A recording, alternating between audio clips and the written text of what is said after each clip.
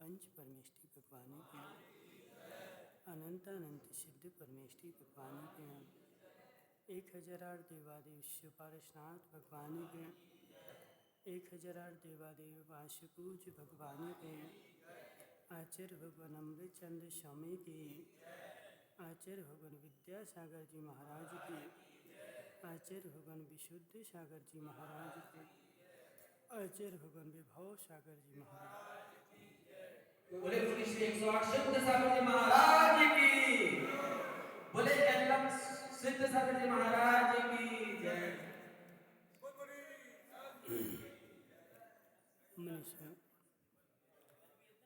तीर्थंकर भगवान के दिव्य देशना साधवाद वाणी जयवंत हो आचार्य भगवान आचार्य भगवान अमृत चंद्र स्वामी तत्व का स्वरूप समझाते हुए कह रहे हैं, हे जीव, तत्व के निर्णय के बिना संसार का अभाव नहीं होता, इसलिए तुम तत्व का निर्णय कर ले। एक बार निर्णय हो गया फिर किसी भी पदार्थ के ऊपर तेरी गिलानी नहीं।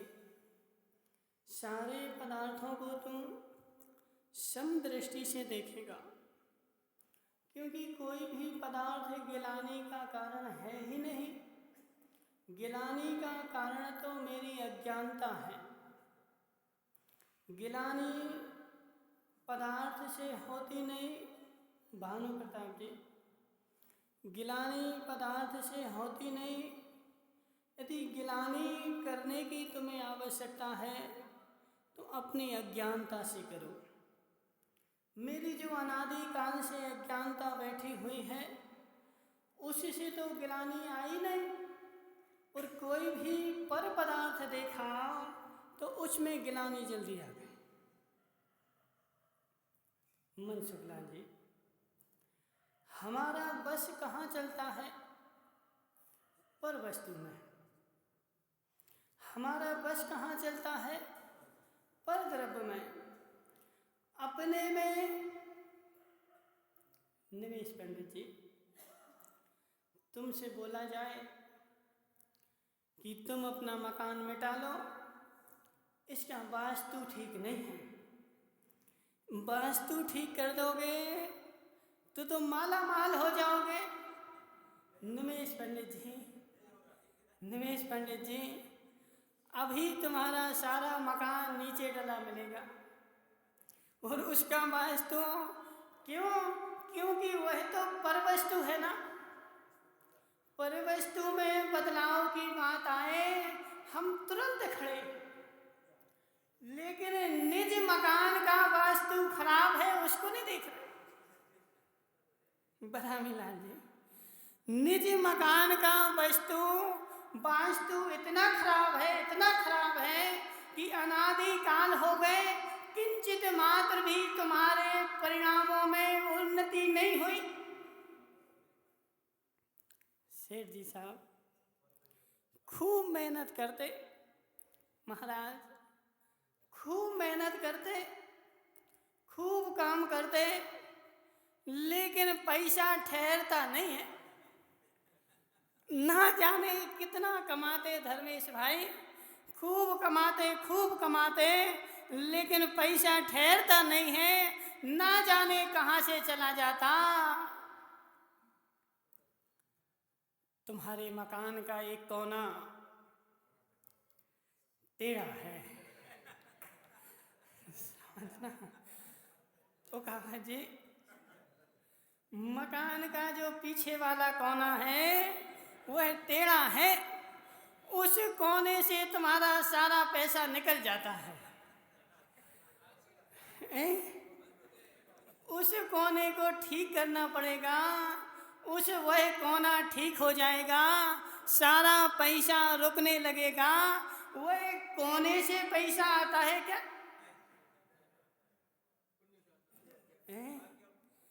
कोने से पैसा आता है क्या?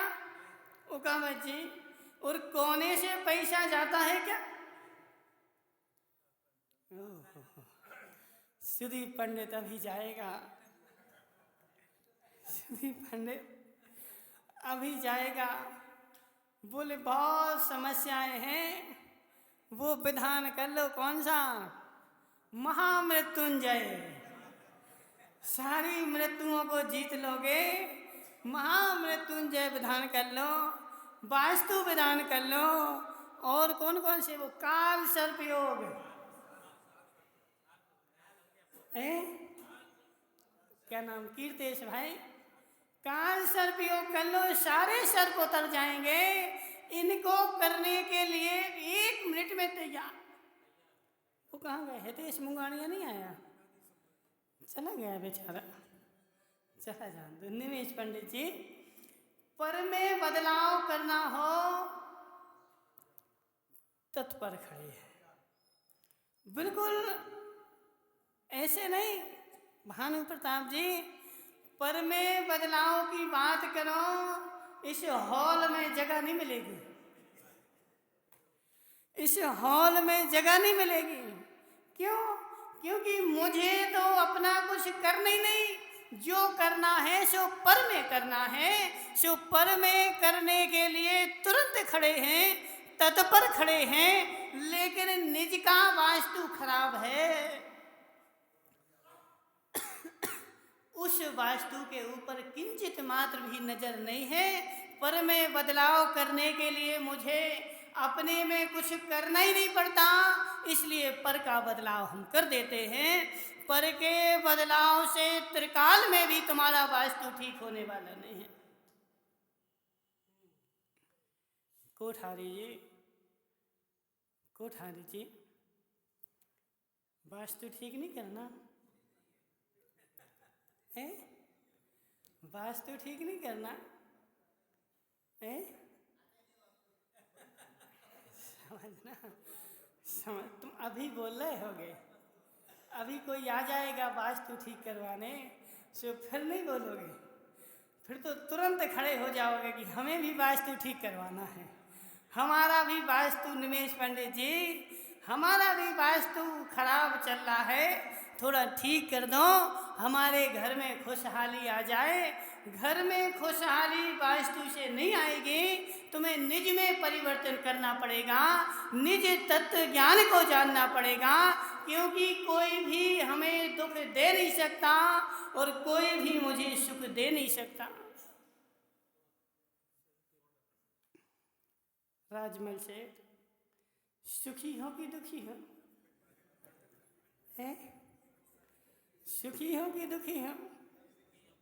गांधी जी, सुखी हो कि दुखी हो? हमारी कृपा है ना, तो इसीलिए तो पूछ रहा है कि सुखी हो कि दुखी हो?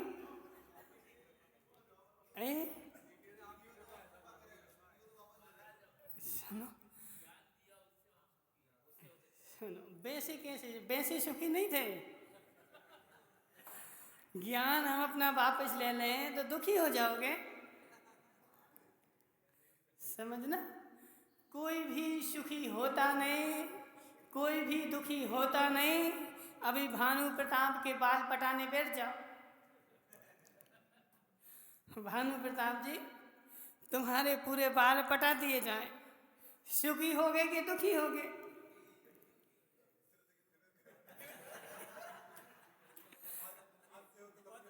क्या बोल रहे?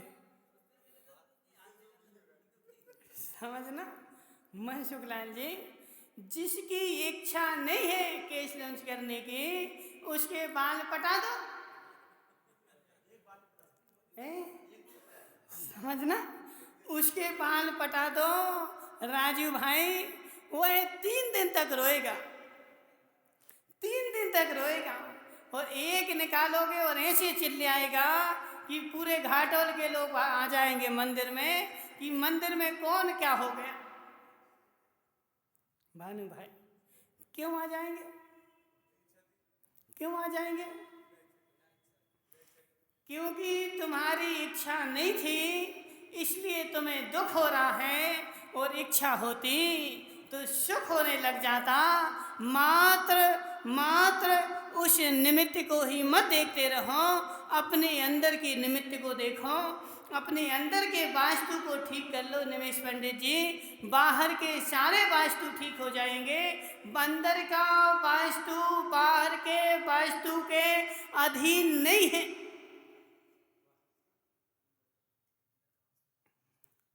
बदामी लाल जी, बुरा तो नहीं लग रहा? बुरा तो नहीं लग रहा? देखो जो है सो है। निमेश पंडित जी समझना, जो है सो है। तुम बोल रहे कि जान रहे? बोल रहे कि जान रहे? अभी चमत्कार होने लगे कि मात्र जे ले जाओ सुखी हो जाओगे। सो निमेश पंडित जी अभी पहुंच जाएंगे, पीछे से लाइन में लगे। महाराज हमारा भी वास्तु खराब है। निमेश पंडित जी सत्य है कि नहीं है? तो इसलिए यह सत्य है, तो इस सत्य पर हमारी अटलता कितनी है? पर वास्तु से मेरा वास्तु सुधरता नहीं और मेरे वास्तु से पर का वास्तु बिगड़ता नहीं। हजारों साल पहले क्या वास्तु दोष नहीं था? वास्तु दोष नहीं था? समझना। एक घर में कीकावत जी 4 लोग रह रहे हैं। 2 लोगों के पास खूब आमदनी है, खूब पैसा आ रहा है। 2 बेचारे गरीब हैं। वह गरीब जो हैं उनका वास्तु खराब है और जो अमीर हैं उनका वास्तु अच्छा है, जबकि मकान एक ही है। सुदीप भाई, मकान भिन्न नहीं है, मकान भिन्न नहीं है, मकान एक ही है और एक ही मकान में 4 लोगों का निवास है। 2 बेचारे गरीब हैं और गरीब होने से वह निमित्त ढूंढ रहे हैं और निमित्त को ढूंढने गए तो बोले तुम्हारे मकान का वास्तु खराब है। जो मनसुख लाल जी, जिन जो पैसा वाले थे उनका वास्तु खराब नहीं था। समझना, वही मकान वही है। कीर्तेश भाई, मकान वही है, मकान भिन्न नहीं है। 2 व्यक्ति के लिए वही मकान अच्छा वास्तु है और 2 व्यक्ति के लिए वही मकान अब बुरा वास्तु है। तो क्या मकान गिराने से तुम्हारा वास्तु अच्छा हो जाए? समझना। मनसुख लाल जी, महाराष्ट्र में एक चंद्रपुर नाम का गांव है, सुना कभी? नहीं सुना? चंद्रपुर नाम का गांव है। वहाँ पर धर्मेश भाई बहुत सारी फैक्ट्री हैं। एक व्यक्ति की फैक्ट्री जो थी वह बंद हो गई, उसको घाटा लग गया। घाटा लगने के बाद वह गया कहाँ? पंडित के पास। बोले तुम्हारी इस फैक्ट्री का तुमने नया क्या काम किया है? तो बोले पंडित जी हमने पीछे ज़मीन और ले ली है और पीछे ज़मीन लेने के साथ ये पीछे से दरवाज़ा खोल दिया है। क्यों? बोले पीछे की ज़मीन हमारी है। तो पीछे पहले नहीं थी, अब नई ले ली और नई लेने के साथ दरवाज़ा खोल दिया। पंडित जी बोले उसी पीछे के दरवाजे से पूरा पैसा निकल गया।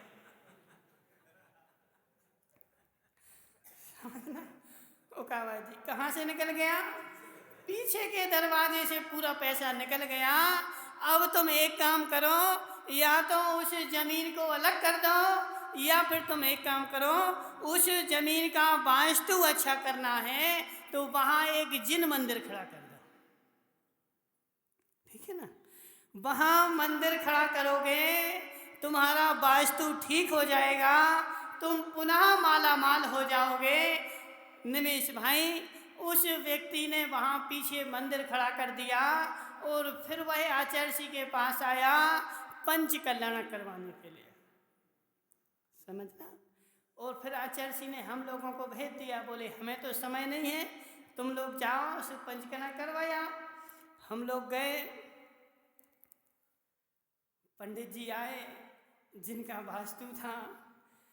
अब उनका हमने चेहरा देखा, मनसुख लाल जी। किसका? जिस मालिक का, पंडित जी का नहीं। देखो पंडित जी का तो वास्तु ठीक हो ही गया, सारना। पंडित जी ने तो 2-5 लाख ले लिए, पंडित जी का वास्तु तो ठीक हो गया। अब जो मालिक थे उनका चेहरा देखा, उनका चेहरा देखने से पता चल गया कि अब इनका वास्तु ठीक होने वाला नहीं, समझना।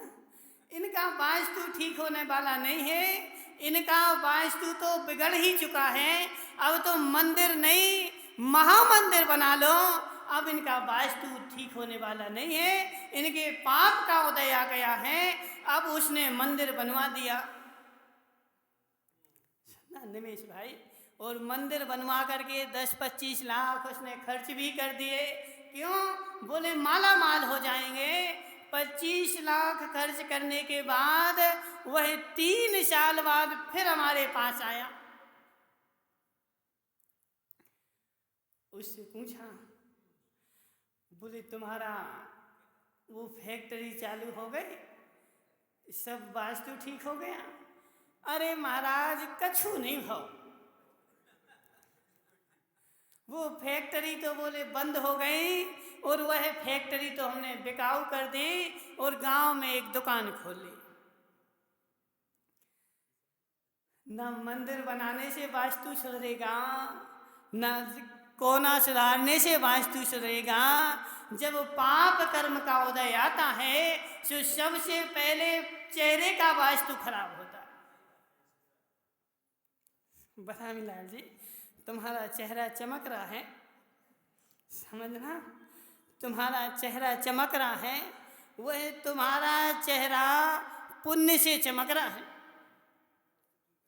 जब अनुकूलता होती है, उपादान की योग्यता होती है, तो निमित्त भी अनुकूल ही मिलते हैं, अनुरूप ही कार्य होता है। और जब उपादान विपरीत हो जाता है तो निमित्त भी विपरीत ही मिलते हैं, प्रतिकूल ही मिलते हैं, और कार्य भी प्रतिकूल ही होता है।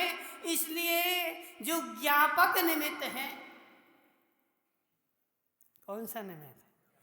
ज्ञापक निमित्त है। ज्ञापक निमित्त तुम्हारा कुछ करता नहीं है, तुम्हारा कुछ करवाता नहीं है, मात्र तुम्हें वस्तु स्थिति बताता है। और तुम्हारा चेहरा उकावत जी, समझना। निमेश पंडित जी, निमेश पंडित जी, तुम्हारा चेहरा चमक रहा है। किससे चमक रहा? कौन सी क्रीम लगा के आए? वो fair and lovely, fair and lovely लगाई? कौन सी लगाई? तो उससे तो गोरे हो जाते ना माता।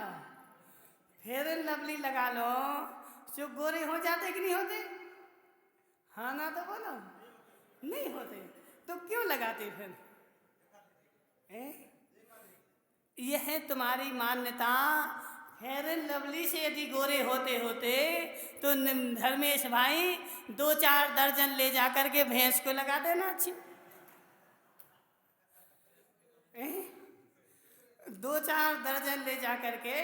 निमेश पंडित जी ने तो कोई भी क्रीम नहीं लगाई। बोले महाराज मैंने कोई भी क्रीम नहीं लगाई, फिर भी निमेश पंडित जी का चेहरा देखो। श्रीपाल जी देखो तो जरा, नहीं देखोगे? देखो, कह दो तो नहीं देखेंगे, और नहीं कहो तो ढूंढ ढूंढ के देखेंगे। उस दिन जब निमेश भाई यहाँ बैठे थे तो पूरे सभा की सभा निमेश को देख रही। निमेश भाई, तुम्हारा चेहरा जो चमक रहा है वह क्रीम से नहीं चमक रहा है, का उदय है और पुण्य के उदय से चेहरा भी चमक रहा है और नोट भी आ रहे हैं। जब अनुकूलता उपादान की है तो निमित्त भी अनुकूल ही मिलते हैं। और जिस दिन तुम्हारा चेहरा मुरझा जाए,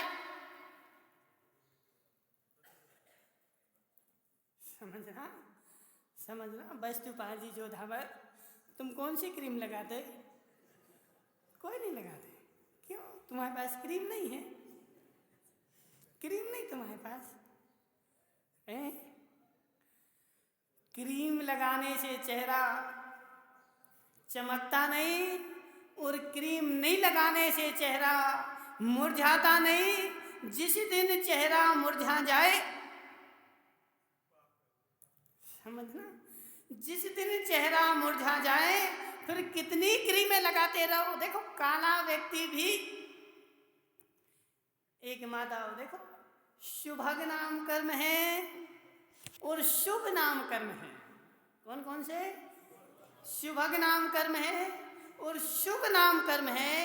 शुभ नाम कर्म का काम है चेहरे को अच्छा सुंदर बनाना और शुभ नाम कर्म का उदय काम है चेहरे को अच्छा लगाना। माताओं, कुछ लोग गोरे भी होते लेकिन बंदर जैसे लगते हैं और कुछ लोग काले भी होते हैं लेकिन फिर भी वह अच्छे लगते हैं। जैसे वो देखो कोठारी जी, कोठारी जी, बुरा नहीं मानना, बुरा नहीं मानना, तुम्हारा कलर भले सांवला हो लेकिन चेहरा चमक रहा है। घर में कुछ है कि नहीं है? कुछ नहीं है। कोठारी जी देखो, लक्ष्मी लाल जी थोड़े बाजू हो ना, वो कोठारी जी लुक रहे। कोठारी जी, घर में कुछ है कि नहीं है? सब कुछ है ना? तो सब कुछ है ना, यह चेहरे की चमक बता रही है कि कोठारी जी के घर में सब कुछ है। और जिस दिन चेहरा मुरझा जाए उस दिन चेहरे की चमक भी जाएगी और घर का सब कुछ भी जाएगा। वह सब कुछ क्या तुम्हारे चेहरे की चमक से आया है? समझना माताओं, एक माता ऐसी है जिसने रोटी एक दो बार ही रोटी बनाई और बनाना सीख गई। बताओ, ऐसा होता कि नहीं होता? देखो, तुम अपने बच्चों को रोटी बनाना सिखाते हैं। एक बच्चा ऐसा है, 2 बार 4 बार उसको बताया, उसने रोटी बनाना सीख ली। और एक बुढ़िया ऐसी है कि 70 साल की हो गई, आज भी वो कच्ची रोटी बनाती है। भानु प्रताप जी, तुम सिखा दोगे उसको? नहीं सिखाओगे? क्यों? समझना, तो 70 साल में क्या उसने रोटी नहीं बनाई? कीर्तेश भाई, क्या उसने रोटी नहीं बनाई? क्या उसको रोटी बनाना नहीं सिखाया? तो फिर क्यों नहीं बनी? मनसुख लाल जी, फिर क्यों नहीं बनी? बोलो ना। उपादान में योग्यता नहीं थी। अब तुम कितने उसको सिखाना और कितने उसको लठ मारना, कितनी गाली देना कि बूढ़ी हो गई कच्ची रोटी बनाते हुए, रोटी नहीं बनी, तो वह उसकी गलती नहीं है। बेचारी का उपादान ही ऐसा है कि उपादान सशक्त होता तो बिना सिखाए रोटी बनाती, और उपादान उसका गड़बड़ है। तुम कितने उसको सिखाते रहना सुदीप भाई, नहीं सीखने वाली। क्यों? क्योंकि उपादान की योग्यता से निमित्त मिलते हैं, निमित्त की योग्यता से उपादान नहीं मिलता है। क्या हुआ? क्या हुआ? महिपाल जी, उपादान योग्य होगा, उपादान में योग्यता होगी तो सुदर्शन सेठ को सूली पे लटका दिया, शूली पे लटका दिया और शूली पे लटकाने के बाद भी फूल ही बरसे। धर्मेश भाई, शूली पे लटका दिया और शूली पे लटकाने के बाद उनको किंचित मात्र भी दुख नहीं हुआ और उनको मात्र फूल ही बरसे। और जिस बेचारी को प्रभाव डॉक्टर वीरेंद्र भाई, तुम्हें कोई ने शूली पे लटकाया शूली पे, तो तुम सुखी हो कि दुखी हो? समझना। देखो मनसुख लाल जी, वीरेंद्र भाई को दुखी किसने किया? घर वालों ने? नीराबाई ने? नीराबाई कहाँ गई? वो नहीं आई आज नीराबाई। नीराबाई ने दुखी किया वीरेंद्र भाई। नीराबाई तुम्हें दुखी करे ऐसी उनकी योग्यता ही नहीं। तुम अपने उपादान से दुखी हो और तुम्हें कोई सुखी करे ऐसी किसी के पास योग्यता नहीं। उपादान जैसा होता है वैसे निमित्त मिल जाते हैं। और निमित्त मात्र क्या होता है कि निमित्त तो दिखाई देता है। एक भी उपादान दिखता नहीं है, एक भी उपादान दिखता नहीं है। आज तक कोई उपादान किसी को दिखा हो तो भानु भाई बता दो। नहीं दिखता ना, तो जो दिखता है वही तो बिकता है। क्या बिकेगा? समझना। ओकावत जी, तुम्हारी दुकान में आया ग्राहक, बोले ओकावत जी गुड़ चाहिए है। अब गुड़ चाहिए ना, अब ओकावत जी गुड़ लेकर के आ गए और गुड़ उसको दिखाया। बोले खाना नहीं, बहुत मीठा है। समझना। खाना नहीं, बहुत मीठा है, बहुत मीठा है। और ये गुड़, सारे गुड़ 40 रुपया किलो हैं, ये गुड़ 50 रुपया किलो है। समझो समझो। क्या नाम तुम्हारा? प्रभाव डॉक्टर। प्रभाव डॉक्टर, यह सारे गुड़ 40 रुपया किलो और ये गुड़ 50 रुपया किलो। देखने में काला कलूटा, समझ रहे? और 50 रुपया किलो कौन सा गुड़? जो देखने में काला कलूटा है वह 50 का, और जो देखने में गोरा है वह 40 का। क्या हुआ? क्या हुआ? समझना। कीर्तेश भाई, कौन सा लोगे तुम? 50 वाला कि 40 वाला? भानु भाई, कौन सा लोगे? 50 वाला लोगे। समझना। निमेश पंडित जी, तुम कौन सा लोगे? अच्छा कौन? हमने दोनों तो दिखा दिए, बताओ कौन सा अच्छा है? 40 वाला कि 50 वाला? 50 वाला। लेकिन 50 वाला जो है वो एक काला कलूटा है, और 40 वाला जो है वो बिल्कुल चंद्रमा जैसे चमक रहा है।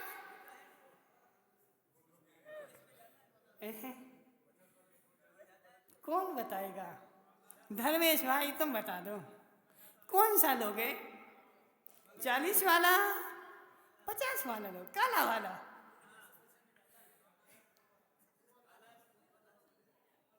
राजू भाई,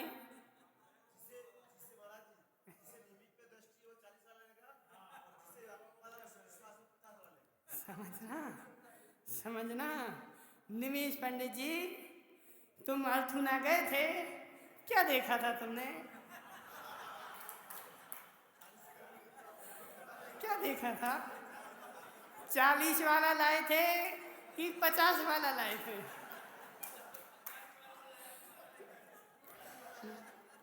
समझो समझो। 40 वाला लाए थे कि 50 वाला लाए थे? 40 वाला लाए थे। देखो देखो सुदीप भाई, तुम कौन सा लाए थे?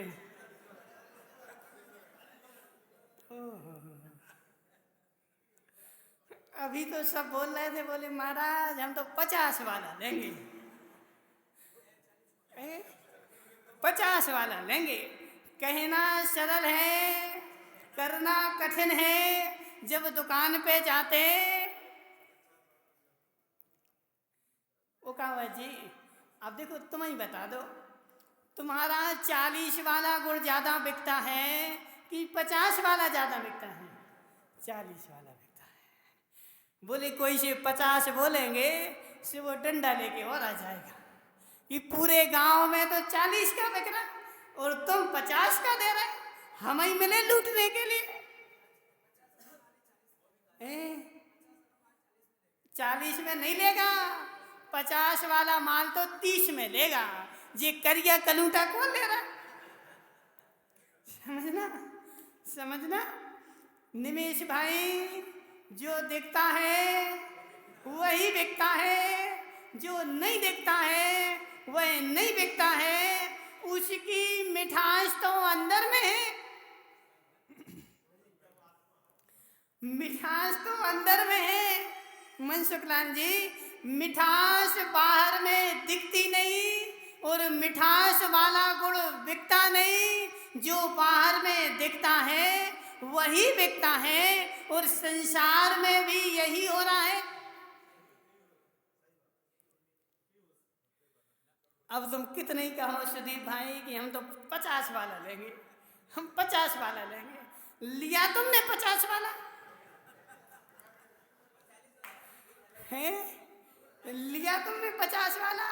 वो बेचारा देखना क्या होता है। पिंटू भाई, उदयपुर जाओ, उदयपुर में जाओगे कहाँ? सब्जी मंडी में।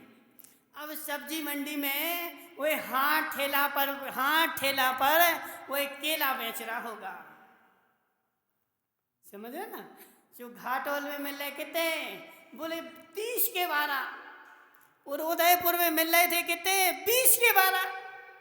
2-4 दर्जन ले आएगा। कहाँ? हाथ ठेला पैसे कौन से? 20 के 12, समझना ना? 20 के 12, तो 20 के 12 ले आए तो ना केला ही काम के, ना वो 12 ही काम का। 12 जानते? 12 माता, वो 12 जानते? 12 सुन लग जी, 12 बता दो इनको, 12 बता। नहीं, एक दर्जन नहीं, 12 12 बोलते झाड़ू को, झाड़ू मतलब 12। तो बुंदेलखंड में झाड़ू को 12 बोलते हैं।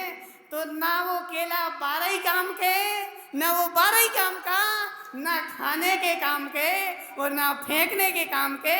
जहाँ फेंकोगे जो वही गाली देने आएगा कि ये कौन फेंक के चला गया। सुदीप भाई, कौन से लाओगे? कौन से लाओगे? 30 के 12 कि 20 के 12? 30 के 12। देखो अब तुम बोल रहे लाओगे, लेकिन कीर्तेश भाई सत्य बताना, मायाचार नहीं करना। तुम कभी उदयपुर गए? समझना, तुम कभी उदयपुर गए और उदयपुर में जाओ और वो हाथ ठेला पे सस्ते सस्ते फल मिलते कि नहीं मिलते? मिलते ना। तो मन होता ही है कि 1 किलो चलो ले चले, 2 किलो चलो लेके चले, और 2 किलो लेके आओगे और उनमें से आधे बिक जाएंगे। जो 20 दूनी 40, 40 में मिलेंगे 1 किलो।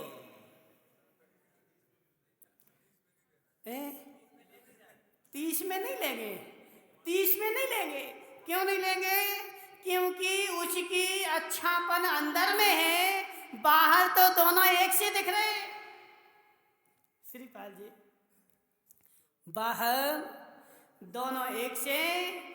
क्वालिटी जो है, मिठास जो है, वह तो उसके अंदर में है, बाहर में दिखती नहीं, अंदर में होती है। अंदर को कोई देखता नहीं, जो भी देखता है वह बाहर को ही देखता है, और बाहर को देख करके ठगा जाता है। निमित्त बाहर में ही होता है, उपादान अंदर में होता है। उपादान त्रिकाल में दिखता नहीं, मात्र निमित्त ही दिखता है, और निमित्त को हम पकड़ लेते हैं कि इसने ही सब किया। निमेश भाई, किसने किया है? पिताजी ना जाए नहीं, वो महिपाल जी नहीं आए? कहाँ गए? अच्छा, यहाँ बैठे, लोग के बैठ गए आज तो। महिपाल जी, निमेश भाई, महिपाल जी ने तुम्हें खूब धन दिया, सही है ना? बराबर है। महिपाल जी ने खूब धन दिया, बराबर है कि गलत है?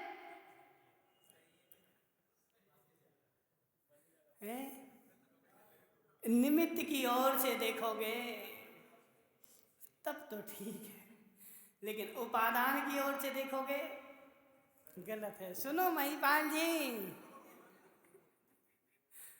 क्या हुआ? डर लग रहा?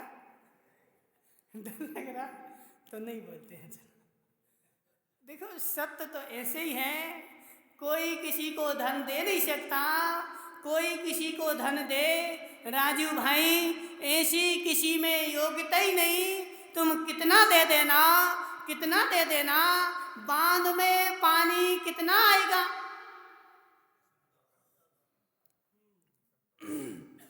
बना मिलान जी, मटके में पानी कितना आएगा?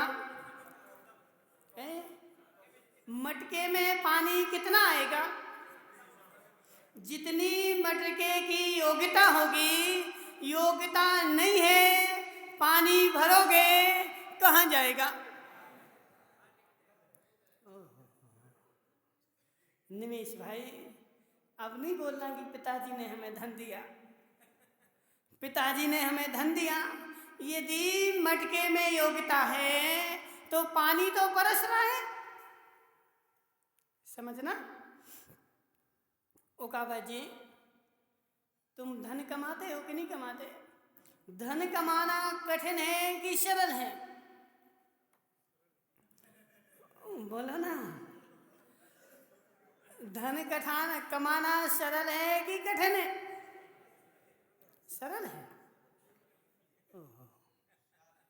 किससे पूछें? किससे पूछें? कौन है? अब देखो, मनसुख लाल से पूछ लेते हैं। मनसुख लाल जी, धन कमाना सरल है कि कठिन है? नहीं काटेंगे, नहीं काटेंगे, तुम तो बोलो तो। सरल है कि कठिन है? जिसका पुण्य का उदय है वह बेचारा थोड़ा करता है, बहुत मिलता है, और जिसका पाप का उदय है वह बेचारा दिन भर हाथ ठेला लेकर के घूमता है और शाम को पी लेता है। उसके घर में जाके पूछो कि धन कमाना सरल है कि कठिन है?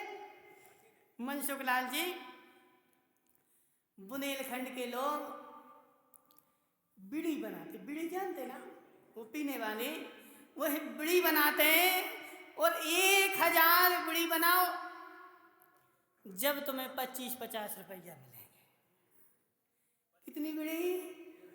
1000 बीड़ी बनाओगे तब तुम्हें 30-40-50 रुपया मिलेंगे। और उसमें भी क्या होगा, जब वहाँ देने जाओगे तो बहुत सारी वहीं निकाल के फेंक देगा कि ये तो खराब है, छटनी में चली गई, और उस 50 रुपया में से उस छटनी का माल तुम्हारा कट जाएगा। तुम्हारे पास मात्र 30-40 रुपया मिलेंगे। और किसके? जब 1000 बीड़ी बनाई। धर्मेश भाई, कितनी बीड़ी बनाई? 1000 बीड़ी बनाई, तब तुम्हें 30-40 रुपया हाथ में मिले। अब उससे जाके पूछो कि पैसा कमाना सरल है कि कठिन है? वो जाके वो बताएगा कि 4 बजे से उठो, पत्ती फूल ले डालो, काटो, बनाओ, फिर जब जा कर के रात में 10-11 बजे तक 1,000 रुपये बनेगी और तब 30-40 हजार रुपया मिलेंगे। क्यों? उपादान कमजोर है, उपादान कमजोर है, उपादान कमजोर है। बहुत सारा काम निमित्त था, फिर भी तुम्हारा कार्य नहीं हो रहा है, और जिसका उपादान सशक्त है। धर्मेश भाई, धर्मेश भाई कितने बजे जाओगे? 2 बजे जाओगे आज? तो कल तो बोल रहे थे 10 बजे जाना है। अच्छा, आज कल ड्यूटी है, देखना मनसुख लाल जी। धर्मेश भाई जाएगा कितने बजे? 2 बजे जाएगा, और 2 बजे जाकर के कितने बजे आ जाओगे? 7 बजे आ जाओगे। वहां कितने तसला डालोगे? तसला फेंकोगे ना उठा उठा के? कुछ नहीं करना। माताओ देखो, निमेश भाई क्या, वो निमेश नहीं, धर्मेश भाई क्या बोला? बोले महाराज हम तो 2 बजे जाएंगे और 7 बजे भाग आएंगे, और वहां जाके क्या करेंगे? तो कुछ नहीं करेंगे, जाकर कुर्सी पर बैठ जाएंगे, और कोई आ जाएगा तो उसको सुई लगा देंगे। समझना, समझना माता। धर्मेश भाई, उसको तुम सुई लगाओगे, वो कुछ देगा कि नहीं देगा? समझना, तुम भले सरकारी हॉस्पिटल में हो, लेकिन वो 10 का नोट दे ही देता। डॉक्टर साहब तनक धीरे से लगाना। यदि नोट नहीं देंगे तो जो जोर से लगाएंगे। सिर्फ नोट ले लो, धीरे से लगाना। अब भानु भाई तुम भी एक सुई ले लो, ठीक है, और इनको बादामी लाल को लगा देना। समझना, भानु भाई सुई लगाएंगे, सो अभी बादामी लाल जी रिपोर्ट करके आएंगे कि इनने हमें सुई कुछ दी, और जो धर्मेश लगाएगा सो पैसा आएगा। देखो महिमा, देखो महिमा, देखो दोनों के पास पैसा आ रहा है। एक सुई लगाए तो पैसा जा रहा है, और एक लगाए तो आ रहा है। जिसका जैसा उपादान है। धर्मेश भाई, तुम अहंकार बिल्कुल नहीं करना, अहंकार बिल्कुल नहीं करना। और कितने 2 से 7 बैठने की कितने मिलते तुम्हें? देखो पता तो कोई नहीं मांगेगा, कोई नहीं मांगेगा। 3,000। हाँ, बैठने की मिलते तुम्हें, करने की क्या मिलते? हाँ, एक दिन की नहीं, कहाँ 1500 2500 में करता है वो। समझ रहे ना? देखो माताओ, विषय को पकड़ो, अपने विषय को पकड़ो अपने। यदि तुम्हारे ऐसे हॉल में कोई 2 बजे आकर बैठ जाए, तो तुम 7 बजे तक नहीं बैठने दोगे। बोले कहाँ से आए पहले ये बताओ, और काहे के लिए आए ये बताओ, और यहाँ कब तक बैठे रहोगे? अपने घर जाओ। और वह बेचारा हॉस्पिटल में जाके जाएगा और बैठ जाएगा, और 2 से 5 बैठा रहेगा, और उसको 2,500 रुपया मिल जाएंगे। धर्मेश भाई, क्यों मिल गए पैसा? क्यों मिल गए पैसा? समझना, तुम्हारा उपादान सशक्त है।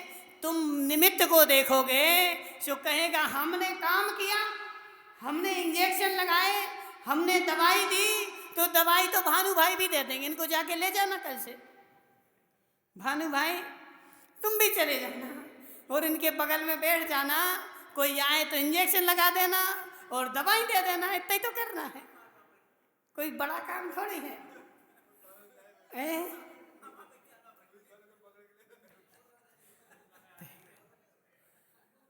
निमित्त से काम नहीं होता, निमित्त से काम नहीं होता।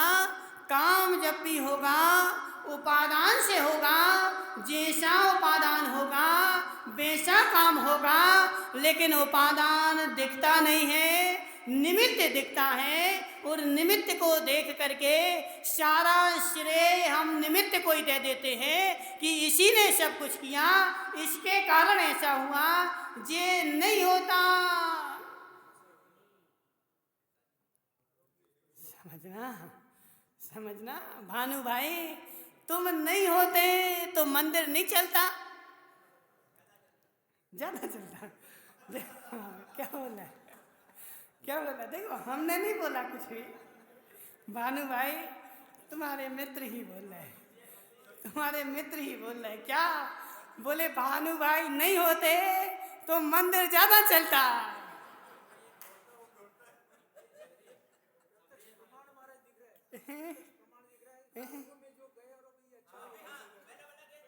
समझना समझना। इसलिए हे भव्यात्माओं, तत्व का निर्णय करो, तत्व का निर्णय करो। और तत्व का निर्णय करके निमित्त के अधीन मत बैठे रहो। निमित्त तो मात्र ज्ञापक है, तुम्हें कार्य हो रहा है इसलिए बता रहा है। अब निमित्त को पकड़ के बैठ जाओ। पिंटू भाई, तुम्हारा नाम क्या है? प्रवीण नाम है। एक और कहाँ गया? प्रवीण नहीं आया आज, बेचारा चला गया। उसका तो उपादान बिगड़ गया बेचारे का। अब जैसा उपादान होगा वैसे ही काम होगा। अब निमित्त से क्या होगा? महाराज तो आ गए, महाराज आ गए, इसलिए कीर्तेश के पिताजी तुम बैठे कि तुम्हें बैठना था, इसलिए बैठे हो।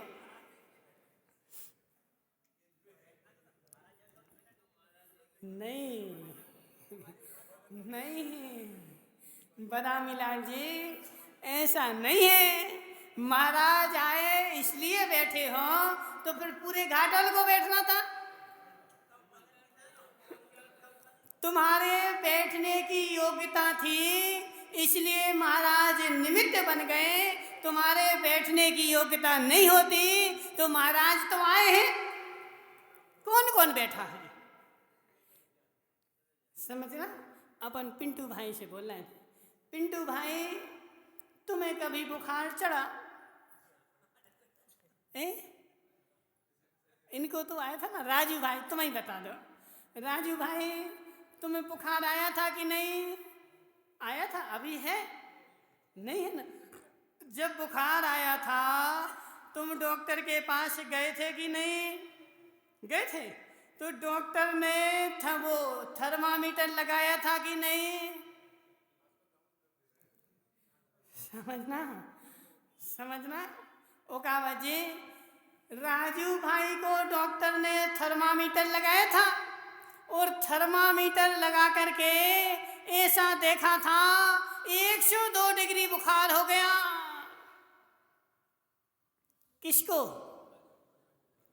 किसको किसको?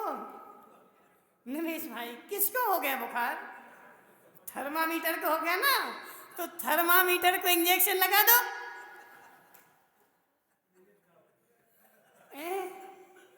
माता, बुखार किस में दिख रहा है? बुखार किस में दिख रहा है? थर्मामीटर में। तो एक काम करो, थर्मामीटर को इंजेक्शन लगा दो, थर्मामीटर को गोलियां खिला दो। थर्मामीटर को बुखार हो गया,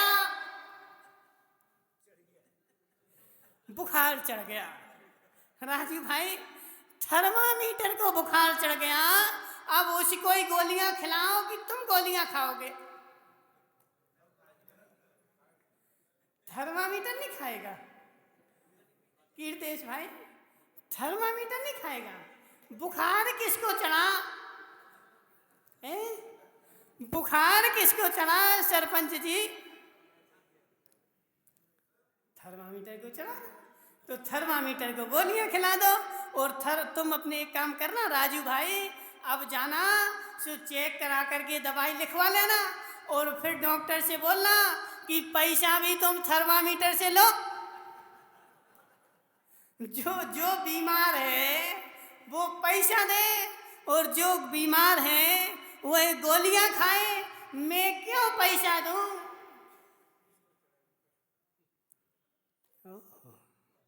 गांधी जी नहीं आ रहा समझ में? क्या समझ में आ रहा है? नहीं, अभी हमने जे कहाँ बोला कुछ नहीं करता, कुछ कुछ तो करता है। समझना, अभी जे पूरी व्याख्यान तो बाकी है, 10 बज गए होंगे, ठीक है ना। करता नहीं करता तो हमने बोला ही नहीं है। अभी तो काम किससे होता है? उपादान से काम होता है, उपादान में काम होता है। निमित्त तो मात्र थर्मामीटर है। थर्मामीटर में उसने देखा और दवाई किसको दी? तो राजू भाई को दी, लेकिन देखा थर्मामीटर में। थर्मामीटर में देखना पड़ता है, थर्मामीटर को पकड़ना नहीं पड़ता। धर्मेश भाई नहीं आ रहा समझ में? पूरा आ रहा समझ में?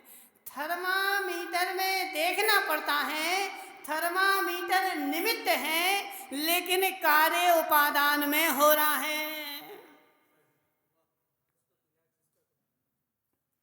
कार्य निमित्त में नहीं हो रहा, कार्य निमित्त में नहीं हो रहा। निमित्त का कार्य निमित्त में है, उपादान का कार्य उपादान में है। निमित्त का कार्य उपादान में जाता नहीं, उपादान का कार्य निमित्त में जाता नहीं। थर्मामीटर का बुखार मनुष्य में जाता नहीं और मनुष्य का बुखार थर्मामीटर में जाता नहीं। बोलो धर्मेश भाई, तो मरीज का बुखार थर्मामीटर में नहीं जाता, तो थर्मामीटर में बुखार कैसे आया? बोलो ना। उस थर्मामीटर की ही योग्यता है कि उसको योग्यता है, उपादान है कि निमित्त मिला तो वह उपादान कार्यकारी हो गया। लेकिन यदि थर्मामीटर में बुखार आता होता तो थर्मामीटर की अपेक्षा लकड़ियां लगा दो पाखी में।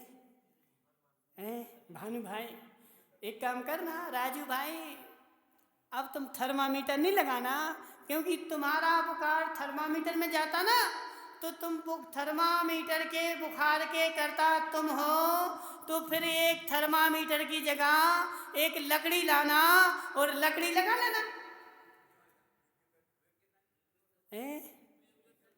किसमें? तुम्हारे में कि लकड़ी में?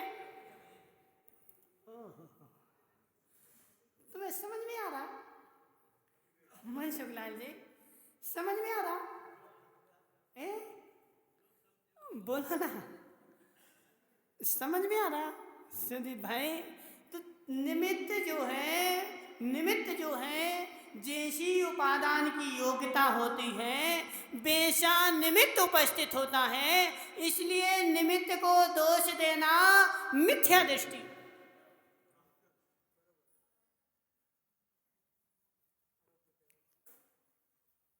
राजीव भाई, निमित्त को दोष देना मिथ्या दृष्टि, क्योंकि उसने तुम्हारा किया नहीं है, उसने तो तुम्हारा बताया है। अब समझना, सेठ जी साहब, तुम्हारे घर के सामने एक कुत्ता आया, कुतरा समझना ना, एक कुतरा आया, उसने अपनी पूंछ उठाई और छोड़ दिया।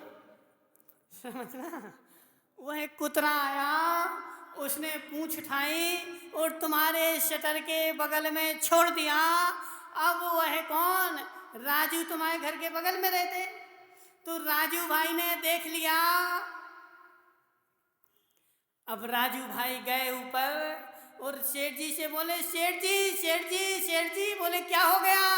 बोले तुम्हारे शटर के पास में एक कुतरा आया और वह छोड़ गया।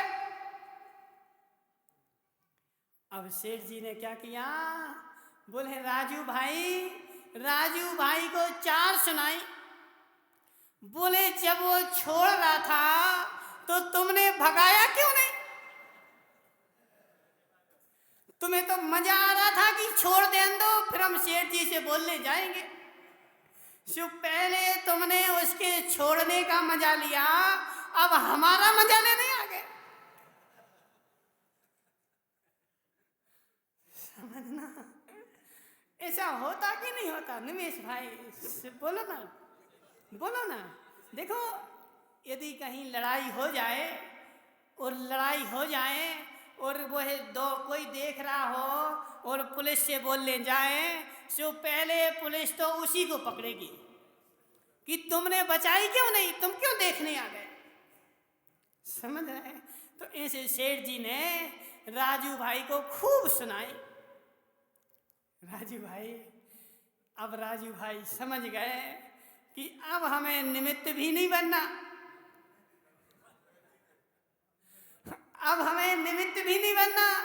क्यों? क्योंकि निमित्त बनो। धर्मेश भाई विशाल गांधी और अल्पेश कोठारी दोनों लड़ रहे थे। अब गए धर्मेश भाई बचाने के लिए कि क्यों लड़ रहे हैं, लड़ो नहीं। सो उन्होंने दोनों ने तो लड़ना बंद कर दिया और दोनों के दोनों जो थे वह धर्मेश से लड़ने लगे। धर्मेश भाई, ऐसा होता कि नहीं होता? तो तुम्हारी उनसे क्या बुराई थी?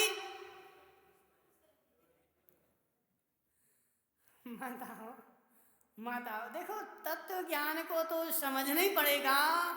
तत्व ज्ञान समझे बिना त्रिकाल में भी तुम्हारा कल्याण होने वाला नहीं है। मनसुख लाल जी बोलते ना शाम को, त्रिकाल में भी कोई बचा नहीं सकता। तो मनसुख लाल जी, तत्व को तत्व रूप में जान लो, निमित्त को निमित्त रूप में जान लो, तो निमित्त से बचना भी नहीं है और निमित्त को बचाना भी नहीं है। क्या? निमित्त से घड़ी बहुत आगे चली गई। अपन कल चर्चा करेंगे, ठीक है ना?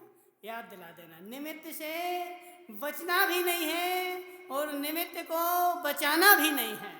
बोली शांतिनाथ भगवान की।